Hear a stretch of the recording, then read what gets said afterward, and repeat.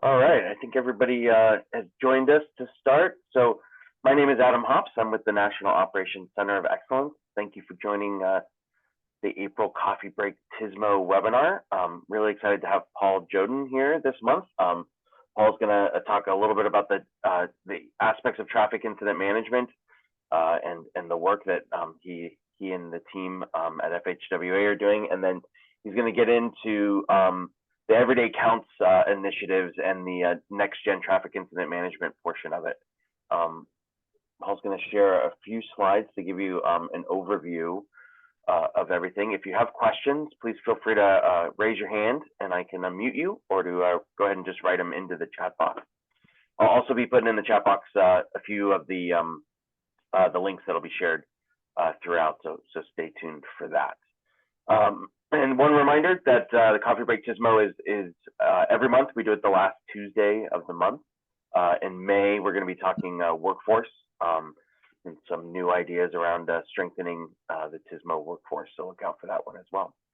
So Paul, thank you for joining us. If you don't mind, just giving a little background about yourself and your involvement with FHWA TIM program, and then we can jump into the presentation. You want me to talk about myself? Oh, that's perfect. Perfect. Yeah, I'll only take 20 minutes, half hour.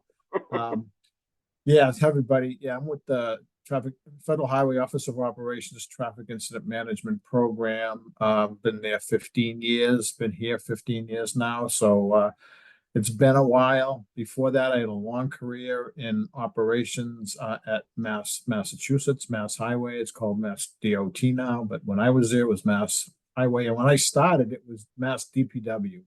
So I go way, way back with them. Most of you weren't born probably, but then happy to, at in Massachusetts, I managed the Traffic Operations Center, the Traffic Incident Management Program, which is only about 5 or 10% of my duties, coordinated a TIM team and a little bit of training. And among other things, there was anything emergency management related somehow I inherited. So that's a little bit of background on myself. I don't think I need to go a lot further. I see here participants, there's a couple of Federal Highway folks here, so I need to behave myself with Chris and Tim Crothers are on. I'll have to maybe let them chime in if I go astray here. So they're good friends. Disclaimers, we just put this in. We don't Federal Highway, we don't endorse anything. We're just sharing information. Basically, that's what that says. So no endorsements here. So today we're going to talk a little bit about what is traffic incident management. I know at least some of you maybe all of you know, but we have no way of knowing how much you understand what TIM is. Then we're going to talk about everyday counts, next generation TIM, technology for saving lives, and then some funding opportunities that may or may not be helpful to you. So next slide. So just the problem, 5-6 million crashes every year that we know of. Those are just reportable crashes. 2.4 million injuries. You see the deaths there. So we need to be as efficient, safe and efficient as possible.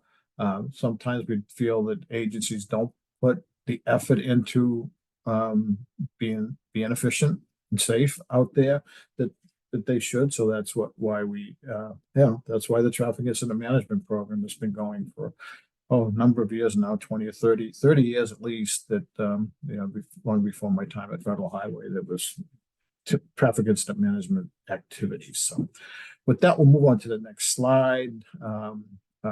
We talk about secondary crashes there. So one of the solutions, this is my contractor made this slide. It says the solution is a safe system approach, but and it is a solution, and that we do at Federal Highway propose the safe system approach. Our piece of it, in our view, is actually the whole thing, but our piece that we're focusing most on at this point is post-crash care. What can we do to help with the post-crash care? And we'll talk a little bit more about that later on in this short presentation, hopefully. TIM involves people, processes, techniques. It's multidisciplinary in nature. Police, fire, DOT, towing, emergency medical services, all have to work together, have to be coordinated in order to be efficient. So, there's coalitions and TIM committees that support that all over the country. If I was to estimate, there's probably 150 or so committees throughout the country that meet at least quarterly. Often times they meet monthly or every other month. They discuss all kinds of activities, how to advance TIM on the roadways, policy, legislations, enforcement, and many, many other topics that come up at these, in this multidisciplinary atmosphere on trying to improve safety and efficiency. We have the National Responder Training Program. I won't get into that today, but that's a program that's been going on since 2012. We through Federal Highway Office Train the Trainer programs, and then the folks that attend the Train the Trainer session go off and train folks in a 4-hour version of the class, the 8-hour Train the Trainer course.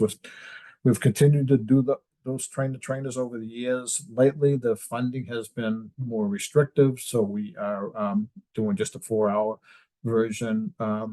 Just a remote Train the Trainer sessions, but the training is still active and well and active these days. And we've had about that we know of over 700,000 trained. So performance and technology will that can only support the TIM activity. So next slide, please. So we're going to talk a little bit about the Everyday Counts program. It's a state-based model that identifies rapidly and deploys proven yet underutilized innovations. So TIM has participated in EDC 2, 4, 6, and 7, and now we're in EDC 7, and I'll talk about EDC 6 and 7 today. EDC 2 is the TIM training, EDC 4 was TIM data. But basically, it's innovative opportunities to improve safety and efficiency of the highway system. They're 2-year cycles, so right in the middle of EDC 7, the 2-year EDC cycle. The stage choose which innovations they want to participate in. The next generation TIM is part one of 7 initiatives, and part of our program has a couple of different facets to it, and I'll explain that a little bit more in a minute. So next slide, please. The technologies that we're pushing in the next generation TIM technology for saving lives is advanced warning, debris removal systems, emergency vehicle preemption, smart emergency vehicle lighting, TIM technologies for EMS to support post-crash care, and UAS for TIM. And I'll get into that all in a little bit right now. Adam, please. Yeah, so the advanced warning technology. So this we have advanced warning. Advanced warning is we've had that for years, right? Arrow boards and message boards and phones and things like that. But under this initiative, we're talking about advanced warning technologies, if you will. So what are the cutting edge emerging technologies that would help with responder and motorist safety on the roadway? So vehicle to responder alerts, digital alerts that send an alert to the travel information providers. There's alerting devices that can go to commercial vehicles. There's wearable technologies these days that your vest lights up, sequential flares. battery powered, rotating connected vehicle mounted arrow boards that are, are great in technology. And then, stronger connections with the travel information systems. So that's what we're talking about when we talk about technologies. Next, please. I was surprised by the interest in this one. We included this one because of the concerns with debris removal, but we're helping to coordinate information on 5 different types of system. As you know, debris in the roadway is extremely dangerous, and it's dangerous when it's out there bouncing around for motorists who are dodging the debris, but it's even more dangerous for those folks that try to go get it. And so these systems, we've been playing around with, the nation has been playing around with different systems. And you'll see two homegrown systems come out of Missouri. One because a young lady, DOT worker, was killed. That's the JAWS out of Missouri. And then there's a couple of commercial providers with Lane Blade and Debris Clear is another one. And then the big one that looks like whatever that is, it's I forget the name of it. Sorry, having a mental block there for a minute.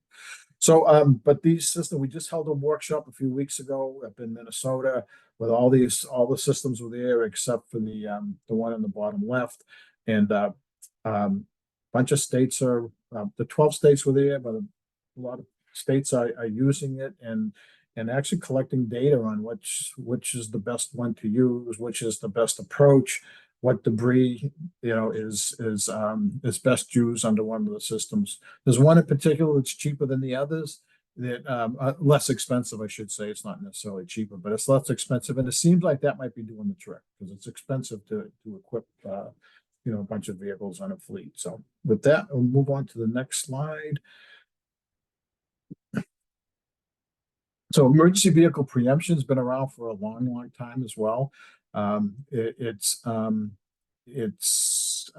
we're talking about advances in emergency vehicle preemption. What are those technologies that can get responders to a crash scene faster, without some of the issues that go on, getting through traffic lights, and so there's the old systems had technology that's in the vehicle and on the traffic light, but there's advances in technology that I won't try to explain that can do the EVP without equipment and on the vehicle or in the truck. So that's what we're talking about when we talk about EVP and EDC 7.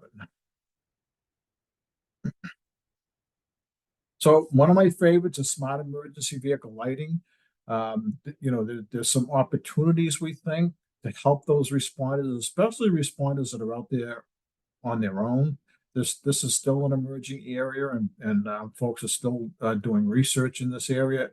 Lighting, for those of you that have been around, has been a topic of discussion for a long time.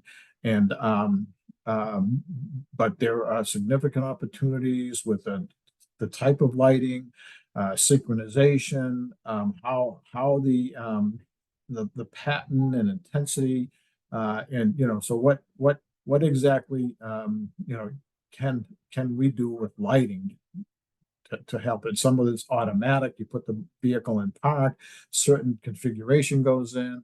You hit one button, and you might shut off something else. So there are some opportunities there, and we're seeing our way through it. But there's also plenty to share right now. And so that's our smart emergency vehicle lighting. Smart, SMART, smart.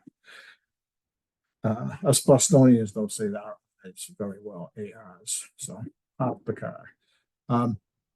So this one is, we don't describe it well, but basically post-crash care for technologies for emergency medical services. We're trying to pull the EMS community in to having that closer relationship with those the TIM folks, the TIM committees, that we're trying to get the EMS personnel trained, higher level of training. So, you can see all the opportunities there. They may not be aware of some of the technologies that we're talking about today, or other technologies. So, that's what it's just about. We're just trying to have that, and we have some other initiatives going regarding this. We're part of the National Roadway Safety Strategy. We have an action item on EMS marketing and outreach and training. So, yeah, that's what this one's about. Next slide.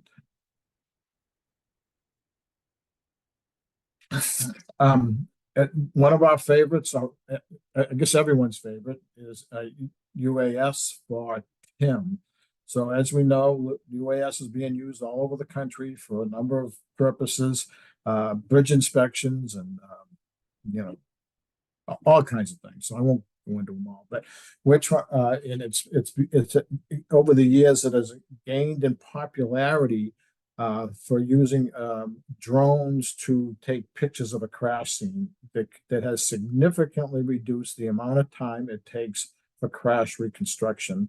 All those measurements and that need to go on for a fatal crash can now be done in a fraction of the time using a drone.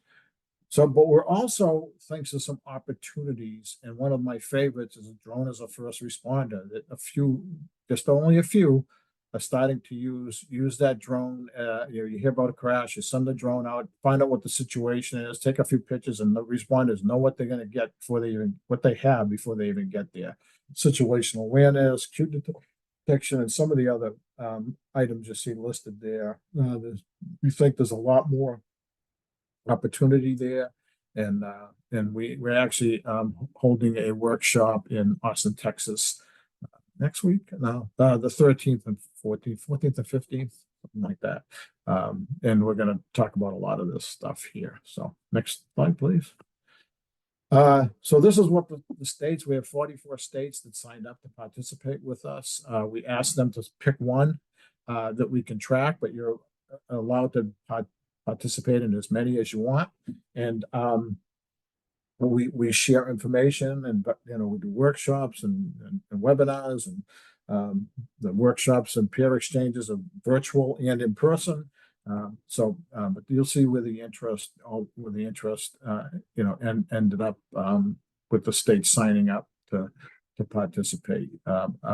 Again, the debris removal system was a surprise to me. Probably shouldn't have been, but it maintains a lot of interest in all the ones. And the TIM technology for EMS is a little confusing to folks, so that's why you see a low number there. Adam, next slide, please. So going back to EDC 6, we'll go over this really quick. So we were pushing computer-aided dispatch, integration of computer-aided dispatch. That's where the nation needs to go. That's been around. Another technology has been around for a long, long time. It's we are seeing more and more folks around the country integrating the CAD system. It's so important. But that's just another technology that. It's hard to get over the institutional barriers, and it can be costly, but it is the way to go. Everyone needs to know what's happening on the roads, not just the police that are responding to an incident. Next, please. Video sharing between TMCs and responder vehicles. The responders out there shares it back to the TMC and others. Is just a way to make it more efficient for everybody, especially when you're trying to share that information with others, like other responders that may be coming, and in the media, things like that. Next slide. So just with the everyday counts, are two possible funding mechanisms that are associated with the EDC program. Every state has a state transportation innovation council. Next slide, please. And those state transportation innovation councils coordinate a $125,000 grant that each state is allowed to request per fiscal year. So $125,000 per state per fiscal year. Up on the screen, you see some examples of how those grants have been used. So you can ask your Stick Innovation Council for, it's called Stick, for 20,000, as you see Maine did last year, or you can ask for the whole thing. Some states have received the whole 20. It was 100,000 just this year, but now it's under 25. So, but so you don't have to ask for it all. If you need extra money, you go to your Stick Council, and it's almost anything related to TIM is eligible, because we have convinced them that TIM is innovation. Next slide, please. So the aid grants are up to $1 million. They every fiscal year there's I think the new ones may still be eligible for fiscal year 24, but fiscal year 25 will be coming out. They are up to $1 million. It's plus it's while a Stick grant is only a minute, a page and a half. The aid grants are a significant grant application, but is more money. And again, innovation. What do you, if you need that 400,000 to $1 million to just put an innovation over the edge and push it along in the right direction? Those funds are there, and I guess I think it's the program has up to 10 million per year that it's allowed to award. So next slide. So I go on a little longer than I thought. Oh, that was it. Okay, there's my teammates, Jim Ostrich, Joe Tebow, and any questions? Thank you so much, Paul. Yeah, if anybody has any questions, please feel free to use the chat box or raise your hand, and be happy to unmute you. So Paul, first, thank you so much for the overview. For those interested in some of these specific technologies, NOCoE and FHWA have hosted quite a few webinars that dive into some of the application areas. So take a look on the NOCoE YouTube channel or Knowledge Center. Also, I put in the chat box the Everyday Counts Next Gen TIM program, specifically from EDC 7 in there, where there's a lot more information. So, but I was really happy to get an overview of the whole program and all the work that's been done and the coordinated efforts between all these. Yeah. Of course, we talked mostly about the Everyday Counts program, but we have a very active, robust TIM training program. There are a lot of other annual TIM self-assessment. Hopefully we'll be able to pick that up again this year. But those are just a few of our activities. So there's a lot going on, and we're always anxious to hear folks if they need something or need information. We're always happy to participate and help you along. I see a few people there that we know. Justin from Ohio, Tim Crothers, Paul, you mentioned that specifically on these webinars, and a lot of the NOCoE webinars are young professionals, or new professionals, I should say, and people who are about to enter the workforce. A lot of our student tournament teams, and you mentioned doing operations in Massachusetts all these years. What with all this work around TIM, especially with the applications that you talked about now, what would you do differently in your own sort of time period if you had some of these tools available? Well, I go back so long, Adam. They didn't call it operations.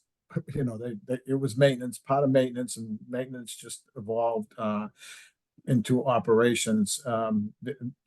Very slowly, but it would be to have the technologies available that we have today back then. It's just even camera coverage and training. We have the National Responder Training Program. We didn't have that then. Back in Massachusetts, I made up this curriculum just based on some friends we had with the I-95 Corridor Coalition. I don't know. we were always feeling well supported, whatever we were trying to do within the TIM stuff, but it was just an evolving process. But we were fortunate enough to be involved with the I-95 Corridor Coalition, and there was stuff throughout the country, the eastern seaboard states, were more advanced, and they that collaboration with those folks was, that collaboration can help. We always used to call it stealing. What can we steal from each other? And we still call it today. We're taking advantage of everybody, but those relationships and those the opportunity to steal was very, very beneficial. I don't know. That's a hard question. What would they change? No, it's Yeah. just curious. I know that I think what's interesting about some of the stuff that you presented on is when we encounter, students in the area, they sometimes can assume that these things are already in place, or surprised. Like you mentioned a few things like computer-aided dispatch and emergency vehicle prevention that have been around but not implemented fully. And so it's interesting to see that the mix of not to rate the technology levels, but things that you might assume, like you said, the clearance, debris clearance things that are like, I mean, It's pretty basic, right? It's a glorified plow on a truck, but we just thought about it recently. So yeah, so it's that implementation piece that is big. And I know we've had, you've had a lot of people talk about, from specific state DOTs, the ins and outs of implementing those items. But that's so often, I think we find, right, it's not about the highest of high tech. It's about the people, the coordination, the collaboration to actually implement and put these things into place. Yeah, it's oftentimes a battle, right? Well, first of all, when you try something new, you're going to get resistance from the bosses who need to fund it, and then oftentimes from your colleagues. Well, why do we need integrated CAD? We don't want to share information, for example. But the technology today, that if you think about flares, so the old days, and it's still being used, that you used to light these flares and sort of try to make a taper with a flare that once the incident is over, you leave on the roadway that again gets run over and bounced around. But now they throw these pucks down that effectively do the same thing, but it's and they do take them with them because they're expensive, so but there has been advances, and we like to think we improve safety. We don't have good enough data to be able to prove that, but we know how dangerous it is out there. We know that for sure. Yeah. Well, Paul, thank you so much for presenting it and providing this overview. We really appreciate it. No, thank you for having me. Yeah, thank you for having me. And for those who are more interested, we'll send out some links afterwards where you can find more information on the specific technologies that Paul presented on, more resources so that you can take it back to your own team and educate your own bosses on the importance of these areas.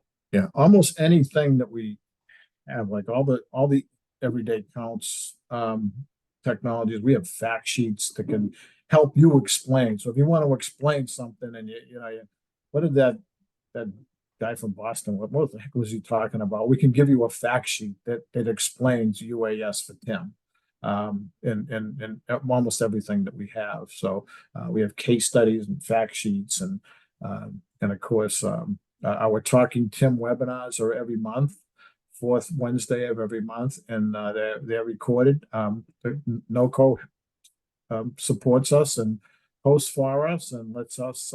It's been going on, Adam, for a long time now, right? 4 years, maybe five years. 5 years, I think we're at. 5 years. So every month for 5 years, there's topics, and they're not federal highway talking like you got today. They're colleagues from all over the country that are doing presentations.